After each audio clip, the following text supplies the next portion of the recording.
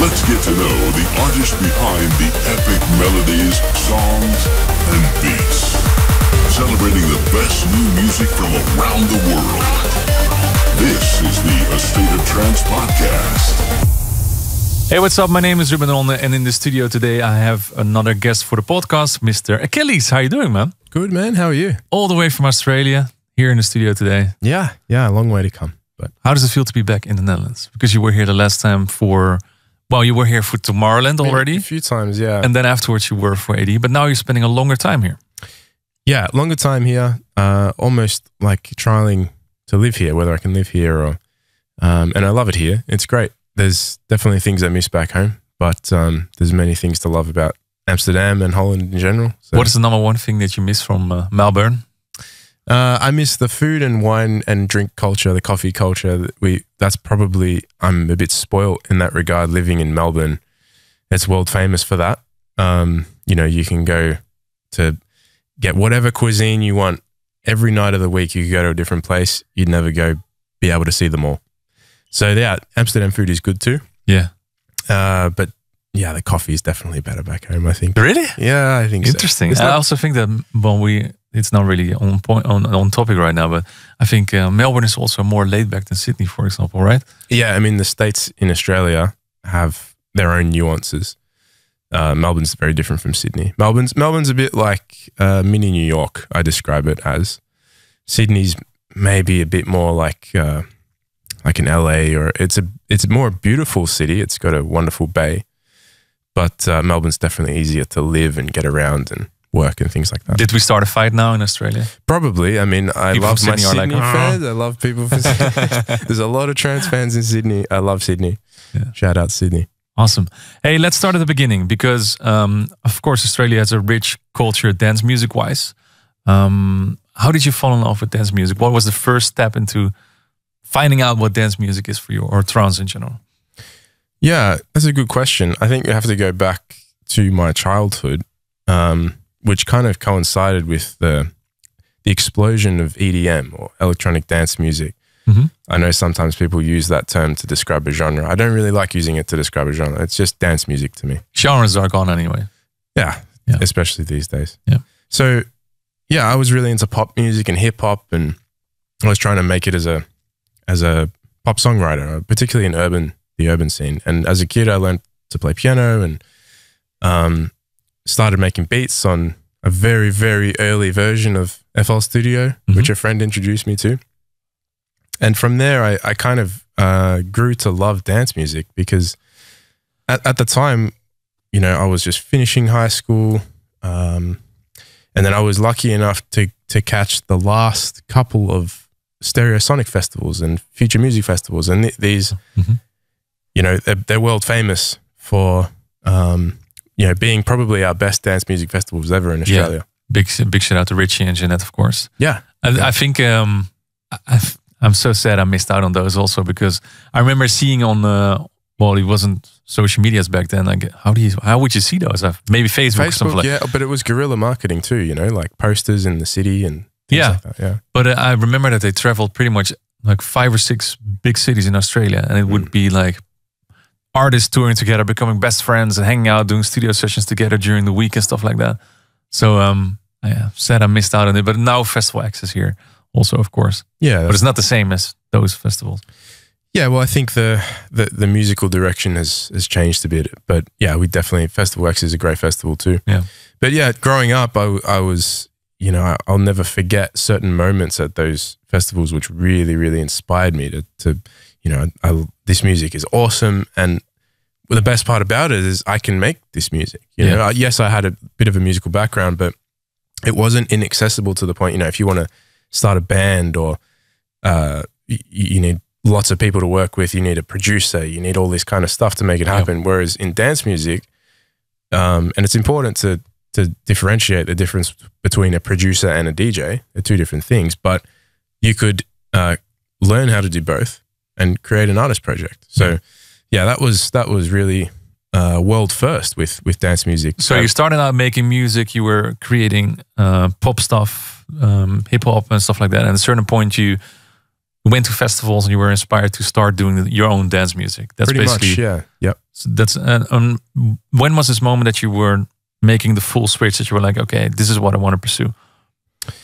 As far as the Achilles project as it is today, that was only really a couple of years ago. Mm-hmm. But I'd been making music a long time before that. And if you go on Spotify, you'll find from maybe 2012 or 2013 some old Achilles remixes that I did, because I was using the name on SoundCloud just unofficially, bootlegs, things like that. But it wasn't until 2020, the pandemic, where things happened in my life that inspired me to say, you know what, I'm going to start fresh and start a new artist project. And that's kind of what Achilles is. And the artist name was easy because it's my surname as well. Yeah. So what happened in the 8 years between, like 2012 and 2020? Because if I look back on Beatport, when I was doing research, I was like, hey, when was the first release that you had? On Beatport, at least, it's July 2020, something like that. And then I saw some other releases on DistroKid, were just a little bit before that. So let's say the 2020 was the first time the world was introduced to Achilles, I guess. Yep. But what happened in those 8 years that you were doing your first release in 2012 and then 2020? Yeah, so I mean, nothing really too exciting to write home about, but we had some success in the songwriting world. Okay. Basically, for those listening at home, there's a whole ecosystem outside of artist projects where teams of songwriters write music for other artists, and that's often how, as DJs, we come across our top lines. Unless we're in the studio with a writer, or unless we sing and write ourselves, which some of us do. Usually, songwriters are the backbone of the music industry. So that's what I was doing, in my spare time during that. So you were writing songs and then you would pitch them to artists and they would pick it up, or yes or no? Yeah, exactly. Yeah. But I was always more of a producer. I don't sing. There are a few of my own backing vocals in certain of my tracks. I won't say which ones, but little Easter eggs. But the microphone is yours, man. Take it away. No. I don't sing, but I do write. I write lyrics and produce. But production is my favorite thing to do, I'd say. My biggest strength. So here we are in 2020. You decided that you wanted to do dance music for yourself. You put out some music. What was the next step? It was, I mean, it wasn't that long ago, but it was it fell into place. Twitch was a place where we connected for the first time, I think. And what happened during the pandemic was all these DJs, they were so desperate to play music, and as was I, but for a different reason. I was doing it because I had a bit of spare time. Hey, let's try and stream on Twitch and build a social media platform. So I started doing that, and at the same time, coincided with me having the motivation to start a new project, because we all had so much more time on our hands. Yeah, that's the thing that money can't buy. Time, and so it was really just everything falling into place of me starting a new artist project, starting a social media profile, and then through DJ support, and I was doing everything myself, and still to this day do most of it myself. But it was a really, really cool time, because everyone was a little bit slowed down. So when you sent DJs demos or other people, they would have the time to listen to it. Now it's a little different because everyone's gone back to touring, and the opportunities are less. It is harder. It's always harder with each generation to make it in a sense, because you can't follow the footsteps of those who came before. Yeah. If you can look at the stars today, or in the dance scene, or any entertainment industry really, the way that they became successful doesn't work for you. So we all have to create our own way. So for me, it was a pretty unique way. I don't think I would even recommend it anymore 2 years on, but Twitch was a really, really important part of my motivation to really start a new artist project, because the audience was there and they loved it. So because in my personal experience with you, because I know you for a few years already, also because of Twitch, I remember just browsing on the channels and the dance music, and I ran into you also, and I guess we were in each other's. Well, for me it was a little bit hard because your streaming times were midnight for us, or even in the morning. But you would hop around in my chat as well, And I remember very vividly that you sent your first demos out, and the sound was always so good, and I was always like, it's almost there, it's almost there. And then at a certain point, it was like, here he is. You made that switch from making something that's okay or that's nice or that sounds good, and suddenly it was like, bam, here it is, Achilles. Do you also feel the same way, that you at a certain point you were like, okay, I'll make okay music, and then you took that extra step into making something signable?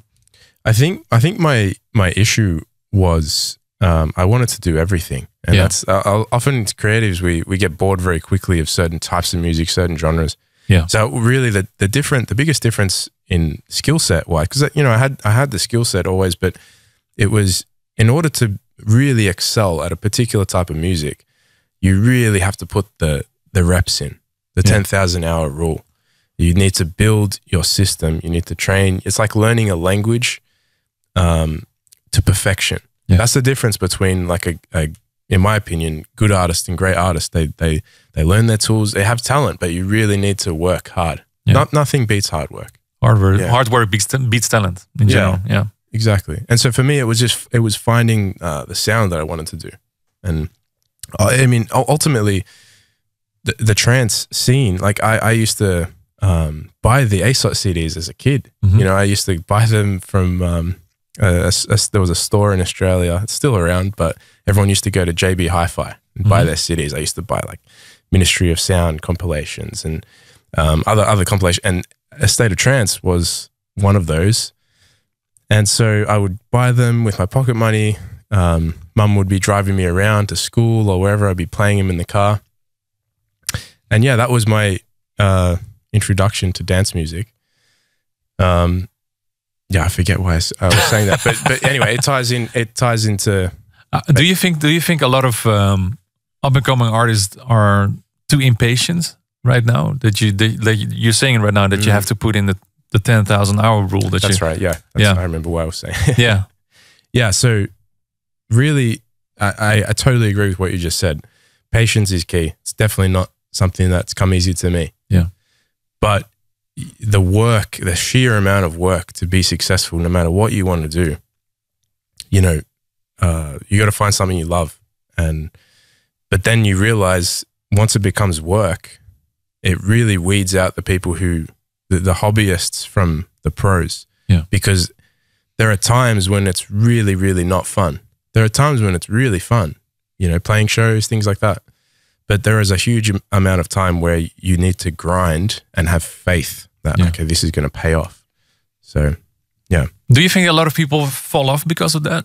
Definitely, yeah. And especially people who maybe don't get into it for the right reasons, or they think that the life of an artist is all glitz and glam when it's certainly not. I mean, we've both had recent experiences where it's been delays and flights, sitting on the airport, and that's the side of the artist life that people don't see. And I spoke about this also with Crowd Control on the podcast last year. Is that a lot of people have really believe that we are millionaires doing what we're doing right now. It's hilarious, isn't it? It's kind of interesting to see that people have they really think that it's $1 million industry, but it's not. It's for a few people, but not for most of the people that create music or tour, because touring costs money also. Mm. And I think a lot of that is, if we think about the entertainment industry, a lot of that is our own fault.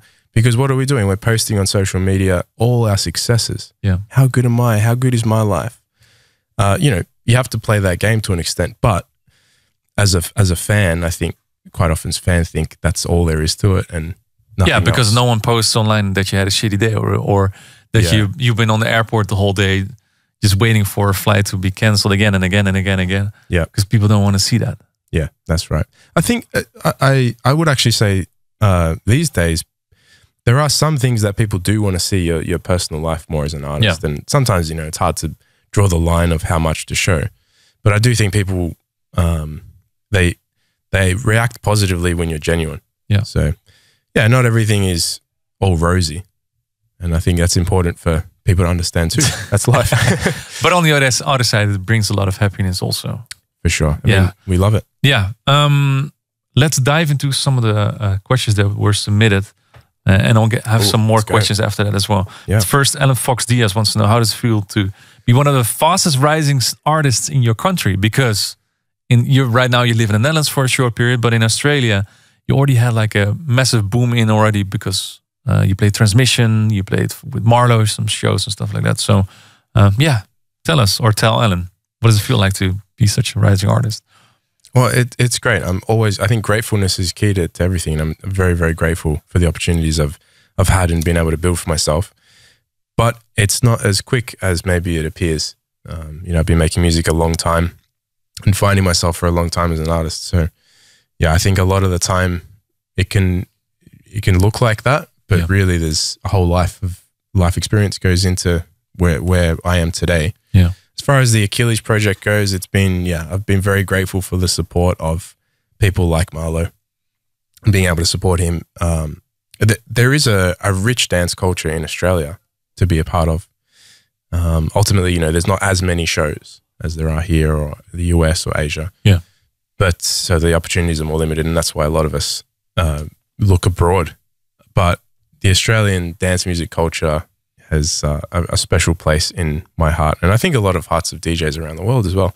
Yeah, very much. It's one of those trips a year that you dread flying into, but once you're in Australia, it always feels like a second home or something like that. It's always nice. The people are so nice. The food is good, what you say. And the dance culture is amazing. Playing for Australian crowds is always some of the highlights for me, at least. So yeah, big shout out, Ellen. Hope that answers your question. That's Drake, Simon, one of the people from the community. Yeah, amazing guy. He spotted you at A State of Trance in London. Yeah, I remember. Yeah. And he wants to know which was your favorite set. Definitely Morten. Yeah, hands down. Yeah, I mean, Morten's actually been quite supportive of my own records, and we connected online several times. But that was the first weekend I actually got to meet him, which was awesome. Mm-hmm.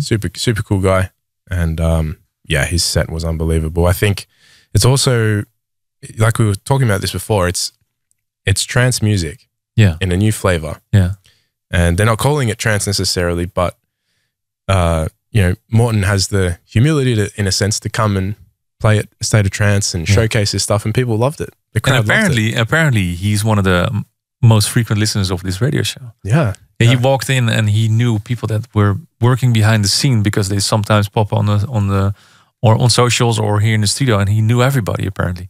I wasn't there unfortunately anymore because I had to leave to do more recordings here in the studio. But what I've seen is that he's an amazing guy, I think. Yeah. And the music that he's putting out. I play a lot of stuff in my sets also, and then if I play it, then people label it trance or whatever.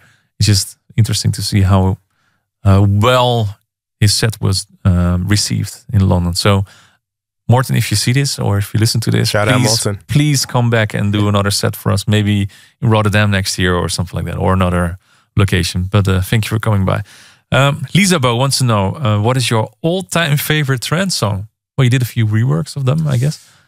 Well, that's a tough one.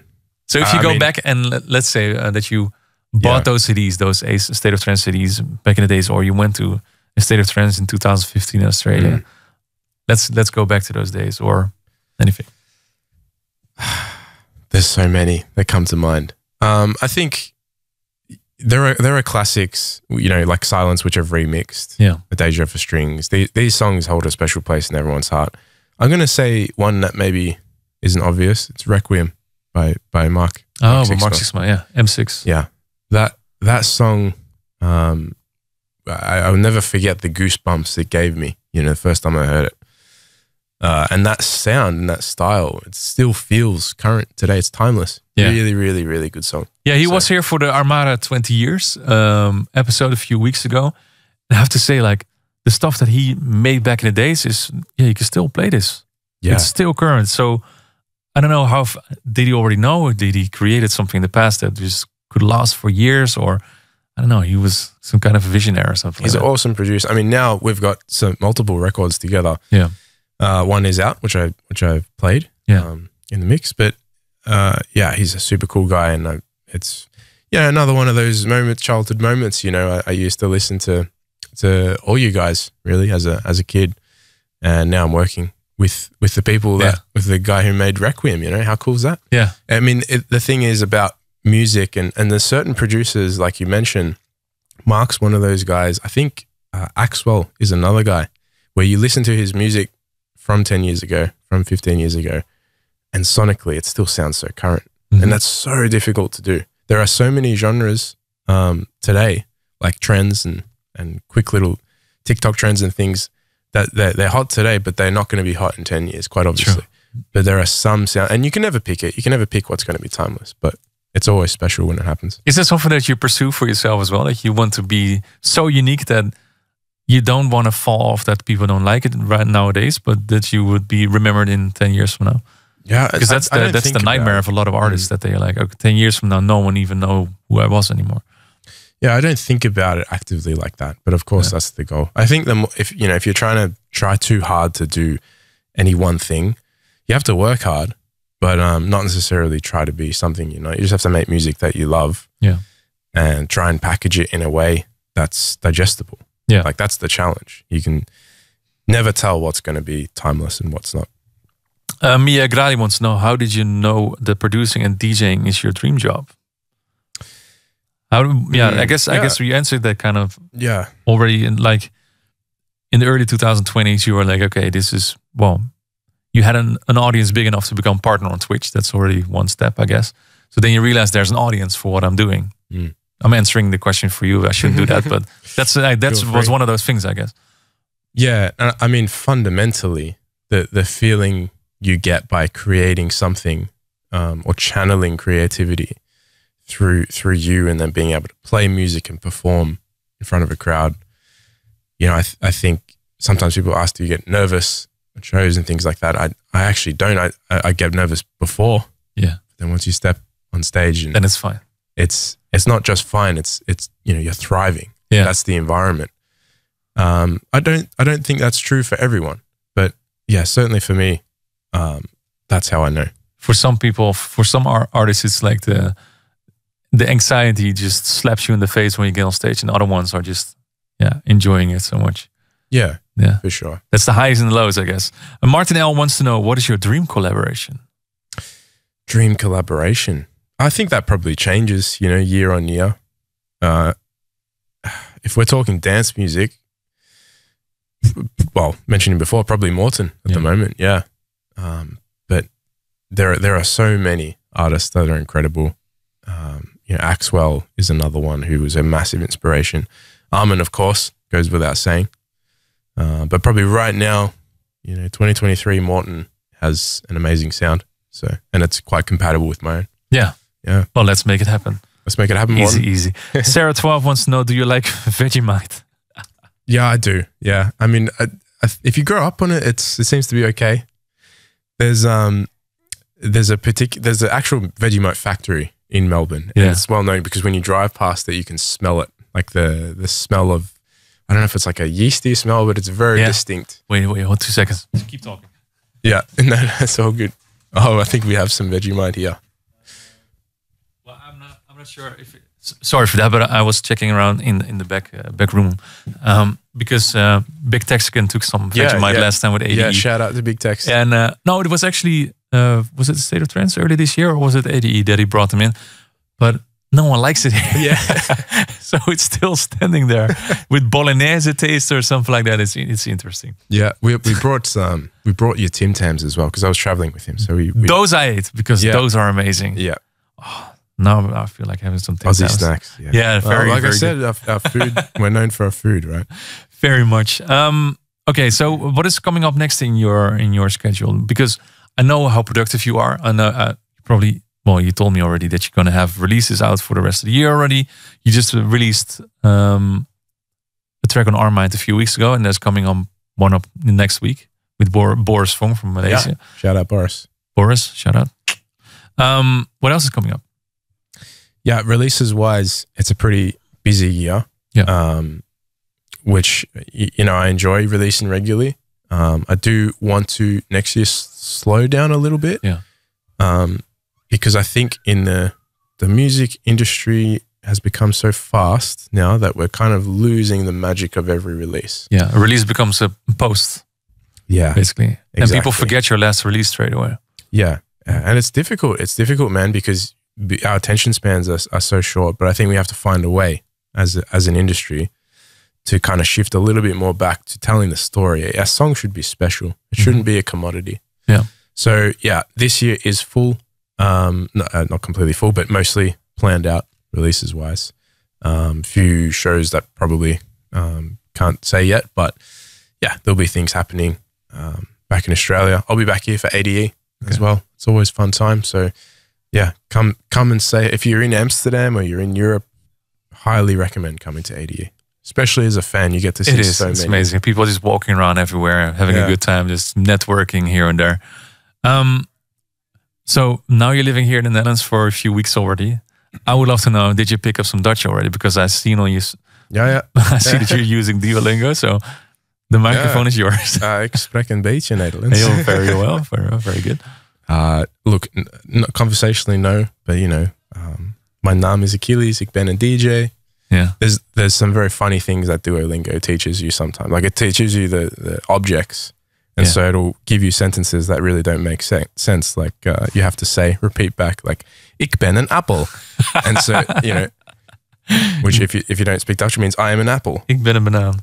That's or je bent in Australia. Sometimes we as an insult we say, "Oh, you're a banana." Je bent een banaan. All right. There's one more thing that I want to address because. Most of the times when I have people here in the studio, they are very established already. They had a career for like, let's say 15, 20 years already. And you're still so fresh into the scene. What is it like to be the new kid on the block? How are people treating you? How they're treating me? Or how do you see your surroundings around you? Do you see change or anything? I think the trance scene particularly has been very, very welcoming. And I think that's a testament to, you know, what the trance family you guys have built over 20 years, right? Mm-hmm. Especially Armin. Like Armin's work ethic is unparalleled. There's so many artists out there. I think, you know, what Armin's done in building this community, obviously not alone, but is unparalleled in the dance music industry. A State of Trance, it's the biggest radio show by far. There's no competition. Mm-hmm. And that I think is a testament to his incredible work ethic. So to step into that is I'm just immensely grateful.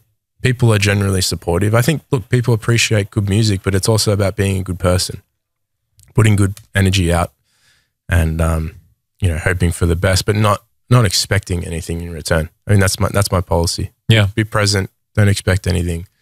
Just enjoy the ride and be grateful for what comes. And since you've been on the rise for such a short period here as an Achilles, do you run into people that rejected you in the last few years as well, and how do you deal with that?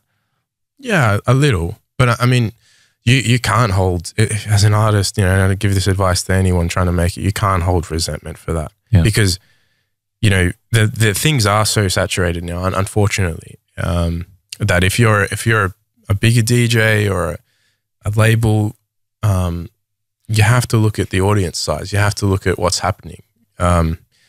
You unfortunately can't give everyone an opportunity. So as an artist, get used to rejection, because I mean, we're talking about, you know, the highs and lows of being an artist. That's one of the lows, one of the negatives that you have to learn to deal with. Yeah. So I personally don't hold any animosity. I mean, look, sometimes you feel like, oh yeah, you know, you rejected me and I was a small, tiny producer with no one listening to my music, and now, you know, things are a little different, and now you want to work with me, kind of thing. You know, I think you have to kind of avoid getting too caught up in negativity, because it's not healthy. No, that's one of those things where people fall off as well, I guess. Yeah, social media doesn't help if you're constantly consuming social media and comparing yourself to others. That's the comparing thing, that's a big problem, I think. Yeah, mental health, super important. Yeah. And one of the big parts of being an artist, if you want to be a successful artist, you know, as I've learnt already, I guess you learn this pretty quick. You have to look after yourself first. Physical and mental health is utmost. How do you do that? You know, eat well, consume positive content, consume content that educates you, entertains you in a wholesome way. Avoid content that makes you feel negative. It's important to know, you know, what's going on in the world, but there's a limit. You can't solve every problem in the world. Sometimes you just have to start with yourself. And I think social media, it's a blessing and a curse in that way. So I think just self-awareness and knowing yourself, what your weaknesses are as well, your pitfalls, trying to look at the big picture. What are my goals? My goals for this year, my goals for 5 years. Where do I want to be? What am I going to do to? Do you write down all of those goals? Do you have like a dot on the horizon? That's where I want to be. Yeah. Or is it more short term? Sometimes. I certainly write down, short-term goals for sure. Long-term goals are more up here. Yeah, that's what I do as well. Like every time, like I'm not sharing them with anyone either. Yeah, it's just like little checkboxes I have in my head. I want to achieve this and this and this and this and this. And they have to get bigger. Yeah, you have to challenge yourself. This is another thing that's bittersweet in the artist world. You achieve certain things. Like I'll give you an example. I will never forget that where I was, what I was doing, the moment I found out that Tiesto played one of my records for the first time. Yeah. Right? Yeah. Now, when almost everyone's playing my records, you're like, you're never going to have the same magic. But never forget those moments. And those moments have to keep getting bigger and bigger. Those goals have to keep getting bigger and bigger, fewer between them, right? Yeah. Few and far between.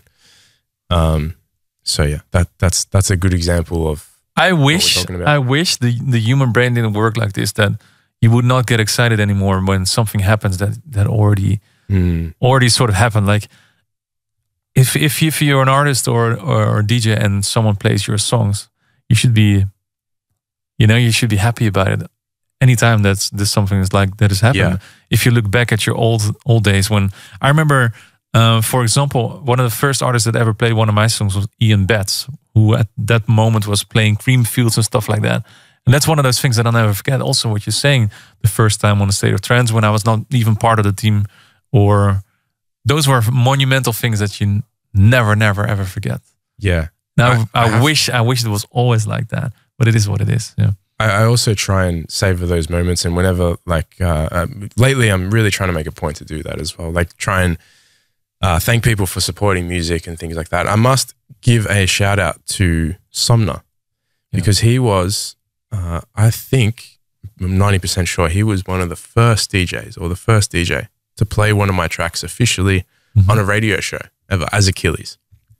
So yeah, shout out Somna, man. He was here a few weeks ago also. Yeah. One of the Twitch groups. I would say the people that really helped us through at least myself, through the lockdowns was yourself, Somna, Triode, of course, as well, Gabriel and Dresden. Yeah, Dave. So, big shout out to a few of those amazing artists that really helped everyone through lockdowns. Yeah. So, yeah, it was a nice time. I saw that in that sense. I saw last week that total side note that Gabriel and Dresden shut down the studio where they did Club Quarantine from because they sold the house. Yeah. Oh, that should be a museum by now, to be honest. Yeah. What he did was awesome for the community. For sure. Yeah. All right. Well, thank you so much for answering all these questions. I'm very excited to see what you're going to bring in the future. Just keep on doing what you're doing, man. You're doing a fantastic job and you're good, guys. So I wish you all the best. And let's welcome you many times again in the future in the State of Trance. So thank you once again, Achilles, for being here. Thanks, Ruben. Appreciate you, man. I'll see you next time for a new podcast. Bye-bye. Thank you for tuning in. Check all previous episodes on YouTube or your favorite podcast portal. A State of Trance podcast.